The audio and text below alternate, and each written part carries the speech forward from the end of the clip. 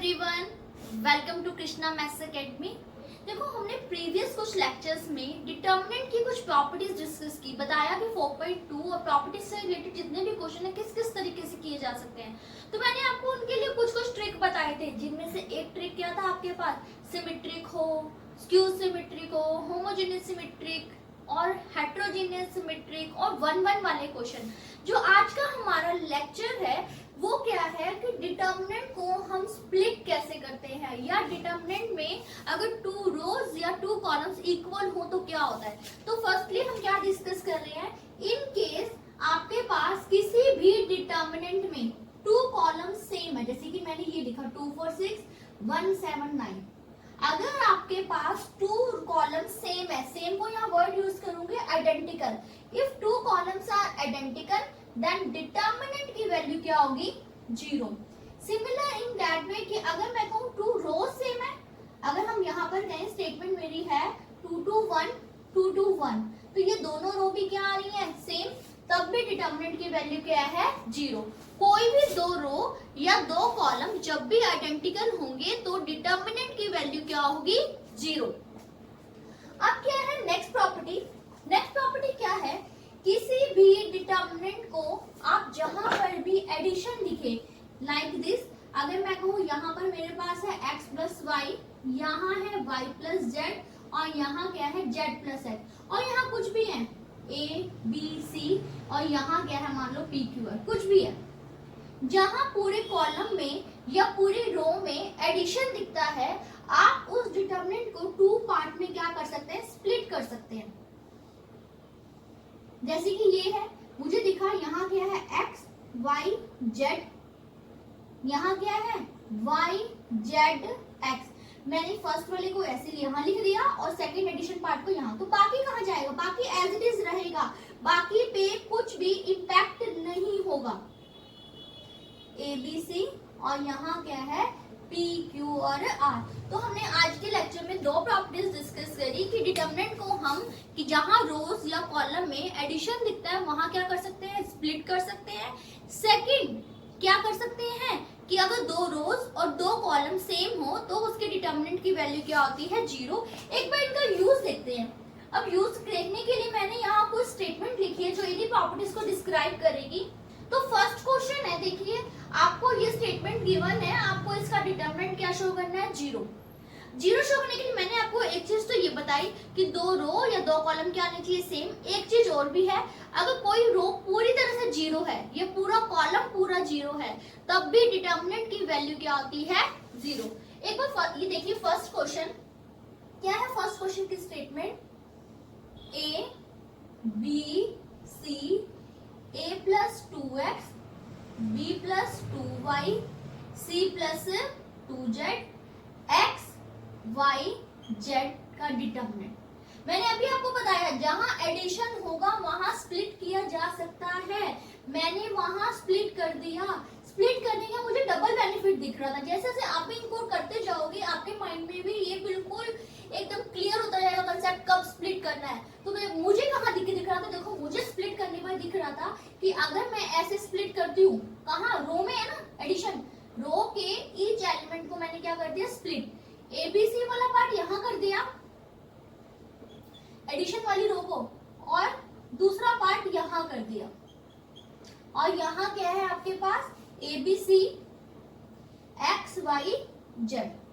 अब मुझे बेनिफिट क्यों दिख रहा था, मैंने क्यों देखा, देखो मुझे दिखा कि जब मैं एडिशन को सेपरेट करती हूँ, रो को ब्रेक करती हूँ, तो मेरे पास इस वाले पार्ट में 2 रोज आइडेंटिकल हो गई हैं, तो इसलिए मैंने क्या कह दिया इस पार्ट के लिए, R1 and R2 are identical, therefore इसका डिटर्मिनेंट क्या आ गया, 0। फिर इस पार्ट के लिए क्या किया, यहां से 2 कॉमन आ रहा है तो आप लिखेंगे टेकिंग कॉमन 2 फ्रॉम R2। यहां क्या बचेगा, A B C X Y Z X Y Z। Again मुझे बेनिफिट दिखा कि इसमें R2 एंड R3 रोज क्या हो गई है, सेम। फिर से हम एक्सप्लेन करते देंगे R2 and R3 are identical, therefore इसका डिटरमिनेंट भी क्या आएगा 0। यहाँ पर भी 0 था, यहाँ भी 0, 0 प्लस 0 0, यही तो आपको शो करना था। तो आप लोगों को क्लियर हो जाना चाहिए कि एडिशन में कहाँ स्प्लिट करना है। मुझे एडिशन में स्प्लिट करने का बेनिफिट दिखना चाहिए। क्या बेनिफिट? जैसे यहाँ दिखा, मैंने ऑब्जर्व किया कि एडिशन को जब मैं स्प्लिट कर रही हूँ तो यहाँ दो रो सेम हो चुकी हैं और यहाँ पे भी दिख रहा है कि 2 कॉमन लेके 2 रोज क्या हो जाएंगे सेम, तो इसलिए भी इसका डिटरमिनेंट 0 और इसका भी क्या आ गया 0। क्लियर है? अब देखो सेकंड क्वेश्चन,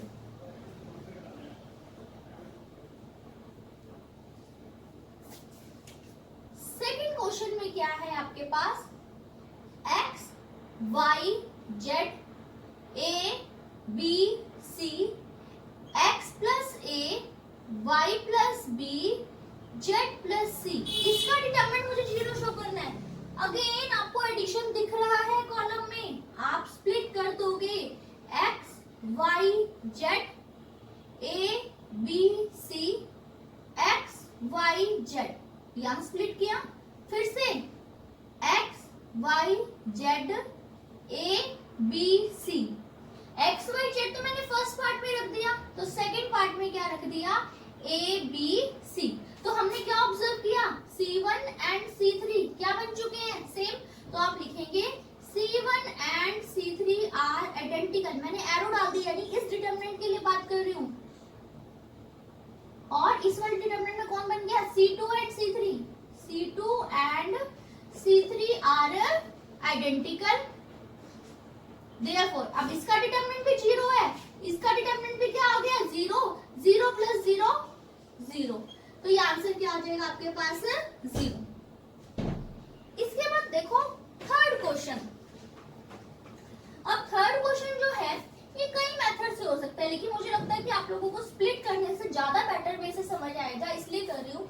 एज मुझे एक्सपेंड तो करना नहीं, और एक्सपेंड करे बिना ही इनका आंसर क्या शो करना 0, तो एक्सपेंड करे बिना शो करना, दैट मीन बेस्ट वे क्या होगा कि मुझे इसका 2 रो या 2 कॉलम क्या करने पड़ेंगे सेम शो करने पड़ेंगे। ऑपरेशंस भी लगा सकते हैं, लेकिन ऑपरेशन से पड़ेगा टिपिकल, तो मैंने सबसे पहले क्या ट्रिक यूज किया, देखो यहाँ 2 3 5 था, मुझे लगा 65 में से अगर मैं 2 3 5 सेपरेट कर लूं तो यहां से मैंने 2 सेपरेट किया, कैसे, इसको लिख दिया 63 प्लस 2, यहां से क्या सेपरेट किया 3, क्या लिख दिया 72 प्लस 3, यहां से क्या सेपरेट कर लिया 5।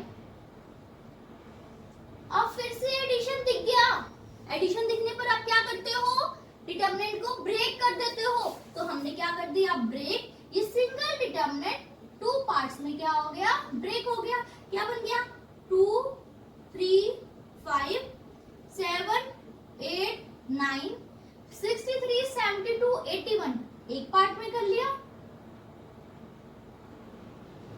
और अगेन 2 3 5 7 8 9 63 72 81। देखो आपको अपना विजन यहाँ थोड़ा ब्रॉड रखना पड़ेगा, कैसे ब्रॉड रखना पड़ेगा, मुझे 2 3 5 तो दिख रहा था, मैंने स्प्लिट करने से पहले एक चीज और भी देखी कि अगर मैं 2 3 5 यहाँ इसमें से सेपरेट करती हूँ तो इन सब में से 9 फैक्टर कॉमन आ जाएगा, जिससे ये 7 8 और क्या बन जाएगा 9, तो हमने किया। अब यहाँ पे देखो सॉरी 63 72 85 81 सेपरेट, तो यहाँ पार्ट में क्या आएगा 2 3 5।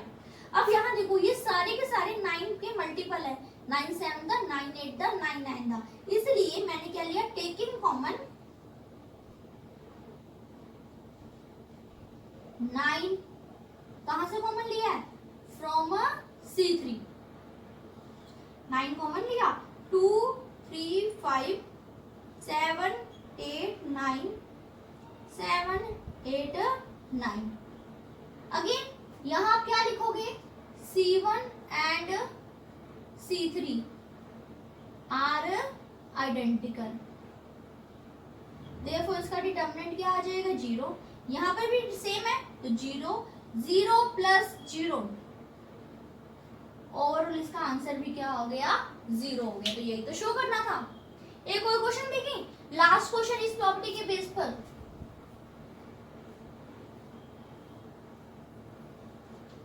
फोर्थ क्वेश्चन है इसी प्रॉपर्टी के बेस पर, last question, sine alpha, sine beta, sine gamma, cos alpha, cos beta, cos gamma, cos alpha plus delta, cos beta plus delta और cos gamma plus delta. First step आपने क्या किया, इसको तो एज इट इज लिखा, sine alpha, sine beta, sine gamma का। ऐसे ही कॉस अल्फा, कॉस बीटा और कॉस गामा को भी हमने क्या लिख दिया, एज इट इज। बट यहाँ क्या किया, कॉस अल्फा प्लस डेल्टा की आइडेंटिटी ओपन कर दी। क्या थी identity cos A plus B की, cos A cos B minus sine A sine B. यहाँ पर भी कॉस बीटा प्लस डेल्टा की, cos beta cos delta minus sine beta sine delta. यहाँ cos gamma cos delta minus sine gamma sine delta. जहां addition या difference दिख रहा है वहां ब्रेक कर दो। क्या बन गया, साइन अल्फा साइन बीटा और यहाँ क्या है, sign gamma, cos alpha cos beta और क्या है, cos gamma. Like previous part जहां एडिशन या डिफरेंस था, तो मैंने ये वाला पार्ट एक डिटरमिनेंट में कर दूंगी और ये वाला पार्ट दूसरे डिटरमिनेंट में। मैंने ये वाला पार्ट पहले किया, cos alpha cos delta cos beta cos delta cos gamma cos delta minus ये सारा पार्ट लिखे, sign alpha sine beta sine gamma cos alpha cos beta और यहाँ क्या आएगा, कॉस गामा। और ये वाला part sign alpha sine delta sign beta sine delta sign gamma sine delta. Split तो कर दिया। अब स्प्लिट करने के बाद अब क्लियर रीजन देखो, यहाँ से cos डेल्टा कॉमन आ रहा है, taking common cos delta from C3 क्या टर्म रहेंगी, साइन अल्फा साइन बीटा और sign gamma, cos alpha cos beta और cos गामा। यहाँ cos अल्फा cos बीटा और क्या रहेगी, cos गामा। यहाँ फिर यहाँ से क्या कॉमन आएगा, साइन डेल्टा। यहाँ क्या रिमेनिंग टर्म हुई, साइन अल्फा साइन बीटा और sign gamma, cos alpha cos beta और क्या आएगा, cos गामा। यहाँ क्या आएगा, साइन अल्फा साइन बीटा और साइन गामा। जैसे ये स्टेप कवर अप हुआ, आपने ऑब्जर्व किया कि ये दो कॉलम क्या है, same, C2 and C3 are identical, therefore determinant क्या हो गया, 0 0 इनटू समथिंग 0। आप लिख देना यहाँ पर। इसके बाद यहाँ क्या ऑब्जर्व किया, ये वाला और ये वाला कॉलम आइडेंटिकल है, that means C1 and C3 are identical, therefore इसका डिटरमिनेंट भी क्या आएगा, 0 0 minus 0 0 is the answer. Clear. तो आप लोगों को ये मैंने आपको स्प्लिट के बेस पर प्रॉपर्टीज डिस्कस कर ली, कब डिटरमिनेंट 0 हो सकता है। तो इस तरह से मैंने आप लोगों को एक न्यू ट्रिक और बताया कि कैसे हम कर सकते हैं 4.2 के क्वेश्चंस को, जो कि पहले के क्वेश्चन के जैसा ही एक न्यू ट्रिक था। अब कुछ क्वेश्चंस और रह गए हैं, लेकिन वो क्वेश्चन हमारे कैसे होंगे, हम एक बार फिर से पहचान करेंगे उनके कि उस पर क्या प्रॉपर्टीज, क्या नया ट्रिक लग सकता है, क्या ये प्रूफ बेस है। तो उन क्वेश्चंस के लिए नेक्स्ट वीडियो को देखना जरूरी है, इसलिए चैनल को लाइक सब्सक्राइब और शेयर करना मत भूलिएगा। Bye bye.